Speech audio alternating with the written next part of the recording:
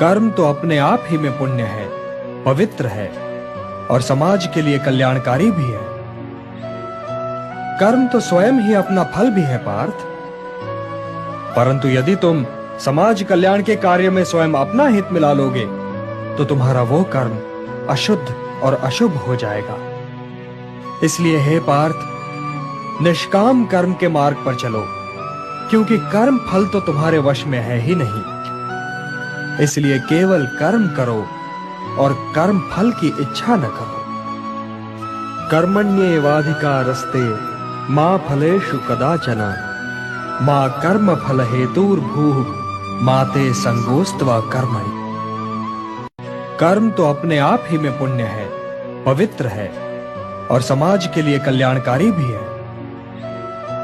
कर्म तो स्वयं ही अपना फल भी है पार्थ, परंतु यदि तुम समाज कल्याण के कार्य में स्वयं अपना हित मिला लोगे तो तुम्हारा वो कर्म अशुद्ध और अशुभ हो जाएगा। इसलिए हे पार्थ, निष्काम कर्म के मार्ग पर चलो, क्योंकि कर्म फल तो तुम्हारे वश में है ही नहीं।